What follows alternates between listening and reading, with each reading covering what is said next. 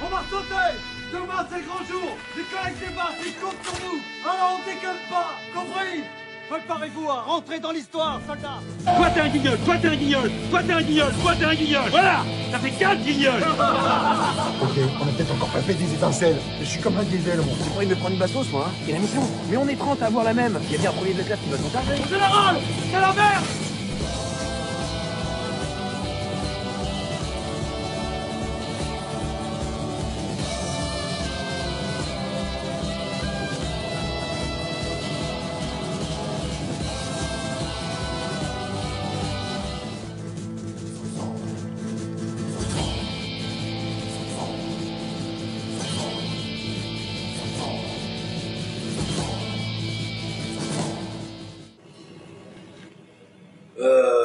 Si, c'est...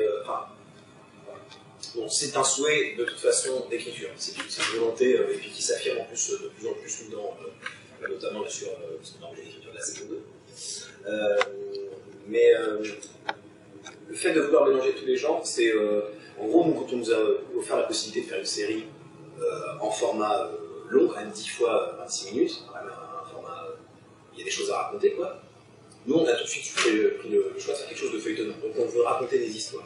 On raconte une histoire, après, c'est de la comédie, c'est de la comédie d'aventure, et on s'est dit, c'est un énorme terrain de jeu, et c'est un endroit où on va pouvoir vraiment s'amuser. Et on a envie de proposer, on a eu envie de vraiment proposer une histoire l'histoire qu'on aurait voulu voir nous aussi, quoi. Donc, c'est vrai qu'il y a énormément d'inspiration, énormément de références. Une série qui nous a beaucoup inspiré quand on écrivait, c'était Community, qui est une série comme ça, où il y a beaucoup d'épisodes à thème. Il y a ça aussi, il y avait ça chez les Simpsons, il y avait ça, plein de trucs, hein. Enfin, c'est très américain aussi. Et nous, ça, c'est un truc qui nous plaisait énormément, on s'est dit pourquoi se priver. On a envie d'offrir ça, ça fait partie de notre univers. Et voilà, on se balade, on se promène.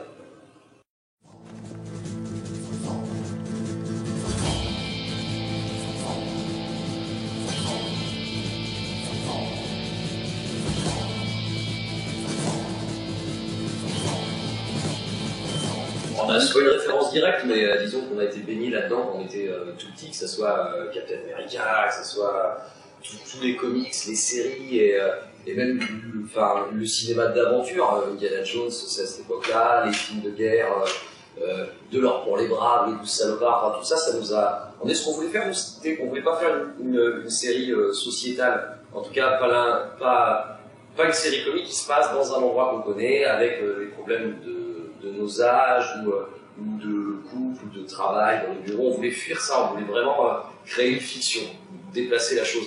Et forcément, toutes les références qu'on a, et dont on s'est gavé quand on était, j'allais dire, plus petit, mais ça peut être, on a pu les manger l'année dernière, mais elles sont ressorties.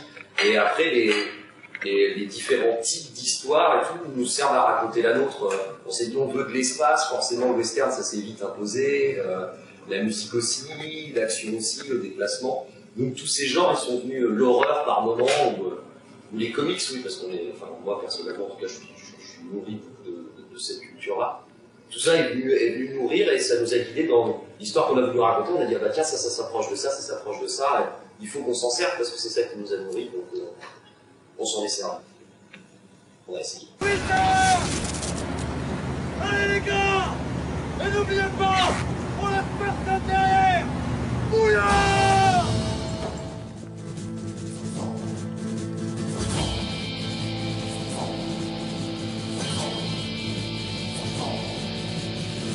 Alors, peut-être pas directement, mais disons que c'est ce qui...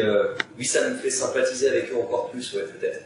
Mais moi, je suis qu'un débutant, mais eux aussi, d'ailleurs, dans l'histoire. Donc, ouais, en tout cas, je sais ce que ça fait, donc j'ai essayé de les entraîner avec moi d'abord, puis j'ai eu un refus. Et puis du coup, bah, on a dit qu'on allait jouer à faire semblant, mais c'est dommage. Il n'y a pas eu un seul vrai saut, en fait. Hein? Pas un seul vrai saut. Pas un seul, non. Saison 2. Henri, saison 2. Saison 2. Saison 2. Je ne réponds pas du tout à la question. Non, je sais pas faire ça. C'est bête. Question suivante.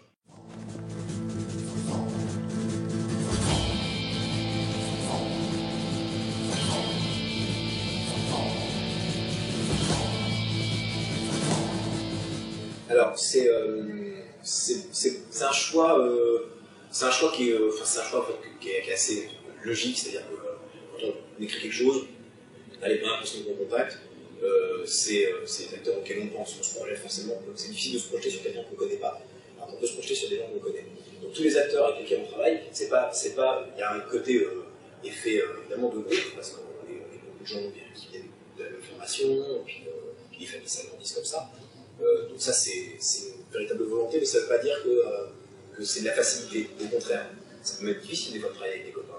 Mais là du coup, c'est vraiment tous les acteurs qu'on a sont tous les acteurs qui ont passé des essais brillamment. Et on est très très content. Enfin, je pense par exemple à Antoine Le Simple qui joue Soldat Henry, qui est un camarade de longue date. C'est vraiment l'acteur qu'il nous fallait pour ce rôle-là. À l'inverse, Benoît Moret, qui est un acteur qu'on ne connaissait pas encore il y a 10 mois, on a eu beaucoup de mal à trouver ce rôle-là, et puis dès qu'on l'a rencontré, ça a été une évidence aussi. Quoi. Donc il y a un côté où effectivement on a contacté beaucoup de gens qu'on connaissait, et puis on a aussi rencontré tout un tas de gens qu'on ne connaissait pas, mais encore avant il y a 2 ans, avant qu'on se rencontre pour les pilotes, ça c'était partie de petits pilotes qu'on avait fait sur les 10 compagnies, on ne se connaissait pas du tout, et ça a été une super rencontre, et l'univers s'est très facilement rencontré, on est très très heureux du travail avec Adam, et on est très heureux du travail de tout le monde, pas si de tous les acteurs, mais on a fait une très très belle distribution.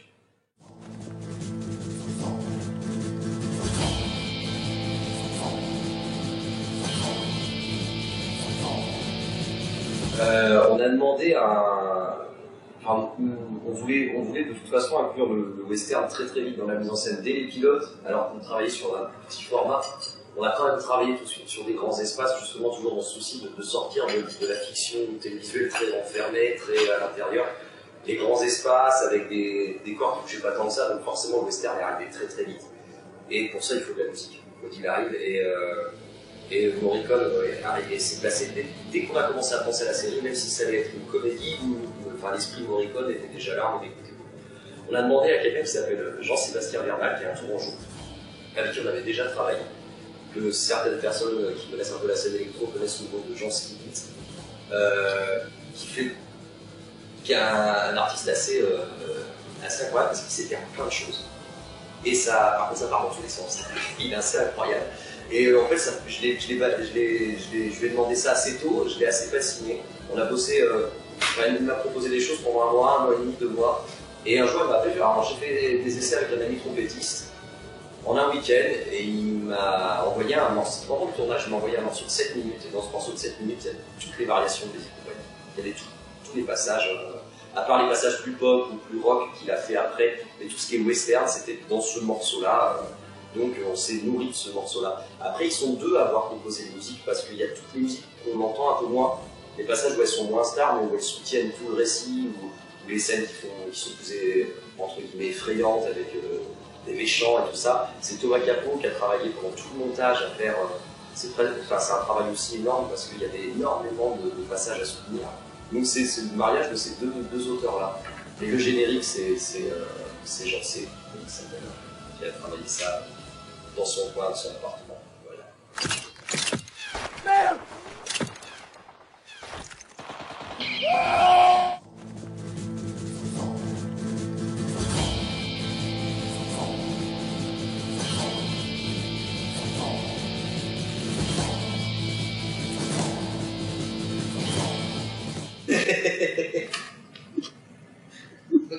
Qu'est-ce qui fait le plus mal? C'est pas comparable, non, que dire, non, peut-être marcher sur une mine, c'est plus frustrant en tout cas, surtout dans le personnage que j'interprète, et c'est quand même chiant de rester une journée sans bouger, donc tous les autres ils défouraillent, machin, ils sont autour de toi, ça crie, et toi tu peux concrètement pas bouger parce qu'il y a un raccord, parce qu'il y a tout ça, non, mais c'est quand même un peu plus plaisant de marcher sur une mine entourée de la tienne. Lazy Company, à partir du vendredi 18 janvier à 22h05 sur Mac.